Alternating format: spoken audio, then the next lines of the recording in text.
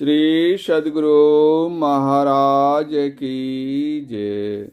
प्रातः स्मरणीय अनंत श्री विभूषित परमाराध्य संत सद्गुरु महर्षि में परमहंस जी महाराज का प्रवचन संत मत और अनामी मत। इस प्रवचन का प्रथम भाग। बंदौ गुरु पद कंज कृपा सिंधु नर रूप हरि महामोह तम पुंज जासु वचन रवि कर निकर। धर्मानुरागिणी प्यारी जनता, आप लोगों को मालूम हुआ है कि सहरसा जिला संत मत सत्संग का वार्षिक अधिवेशन है, इसलिए आप लोग यहाँ एकत्रित हैं। यह संत मत कोई ऐसा स्वतंत्र या खास संप्रदाय नहीं है। जिस स्वतंत्र और खास संप्रदाय में कुछ ऐसी कट्टरता होती है जिसके कारण खंडन व झंझट होने की संभावना होती है। शांति प्राप्त किए महापुरुषों को संत कहते हैं। उन महापुरुषों के विचार एक हैं, उनको ठीक ठीक समझने और समझाने के लिए संत मत है। किसी एक महात्मा के नाम पर संत मत कहकर यह नहीं चल रहा है। इसके लिए कोई साहित्य चाहिए। एक बहुत बड़ी नहीं और न बहुत छोटी है। सन 1940 ईस्वी में एक पुस्तक छापी गई है, उसका नाम है सत्संग योग।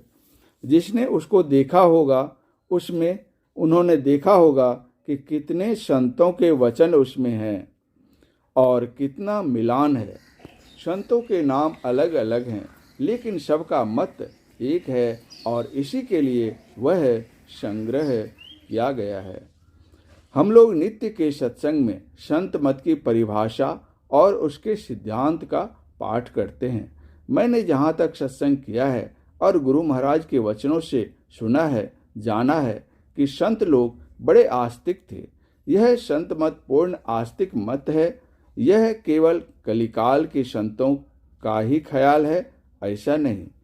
उपनिषदों का ख्याल भी मिलता है। वेद, उपनिषद और संतों की वाणियों में एक ही ज्ञान है।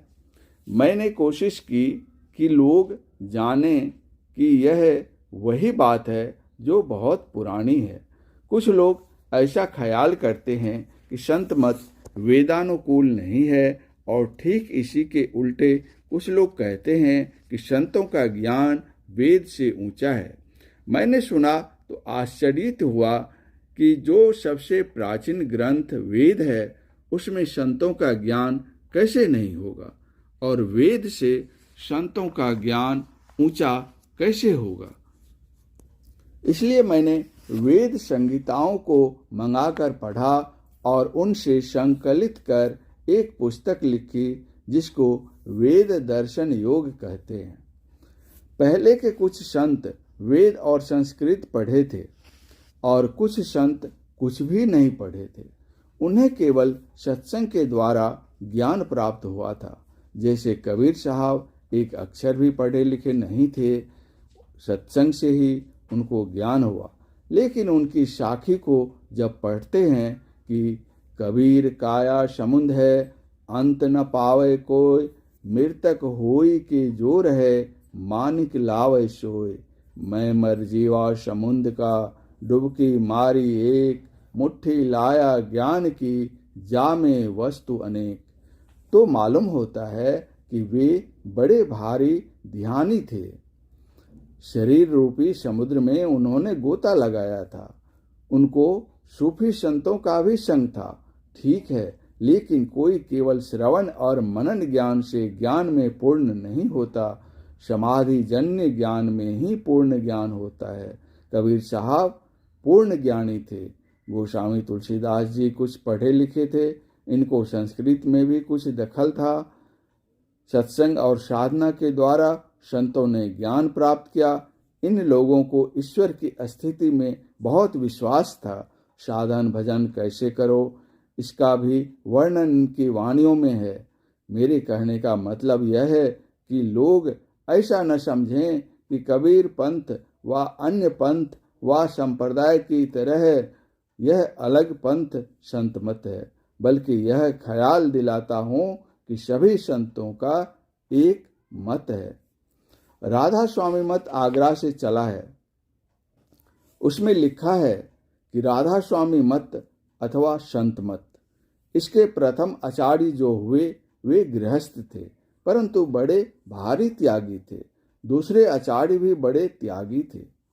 भारत में सबसे प्रथम भारतीय पोस्ट मास्टर जनरल वही हुए, और इतने बड़े कि मैं कह सकता हूँ कि वे भी अपने गुरु से कम नहीं। प्रथम आचार्य ने कहा कि मेरा तो संत मत और अनामी मत है, परंतु शालिग्राम का चलाया हुआ राधा स्वामी मत है, उसको भी चलने देना। कबीर साहब ने नहीं कहा कि मेरा कबीर पंथ है, परंतु उनके श्रद्धालु शिष्यों ने उनके नाम पर कबीर पंथ रखा। सब संतों की वाणियों और वेदों को पढ़ने पर मुझे पूरा विश्वास हो गया कि सब संतों का एक ही विचार है। जहाँ जहाँ सत्संगी हैं, वहाँ वहाँ दैनिक, साप्ताहिक, मासिक, विशेषाधिवेशन और अखिल भारतीय संत मत वार्षिक सत्संग होता है। इस तरह का सत्संग बिहार में अधिक तथा और प्रांतों में भी होता है। हम लोगों को सांप्रदायिकता का भेदभाव रखकर किसी से भेदभाव नहीं रखना चाहिए। मेरा मत बड़ा और दूसरे का मत छोटा, यह भेदभाव कर झंझट झगड़ा वह मनुष्य नहीं करना चाहिए। संत मत सिखाता है ईश्वर की भक्ति करो। ईश्वर भक्ति में बिना सदाचारी बने नहीं चल सकता है। सदाचार के बिना संसार में कुशल पूर्वक नहीं रह सकते। अपनी हालत को सोचो, जिस हालत में हो। संसार में किसी भी पद पर रहो, विकारों से दबे रहते हो, बड़ी इज्जत, हुकूमत, धन और विद्या पालो, फिर भी चित्त की शांति और संतुष्टि किसी को है, यह आप लोग विचार कर लीजिए। अगर किन्हीं को है तो उन्होंने एक बात और की है, ईश्वर की ओर गमन अंतर्मार्ग द्वारा। तब उनको शांति है, सो भी तब जब वे बूढ़े हों। संसार में बड़ा बनिए, सदाचार पालन कीजिए। लोग चाहते हैं हुकूमत, विद्या और धन। इसके लिए अपने देश और सभी देशों में क्या क्या होता है सभी लोग जानते हैं।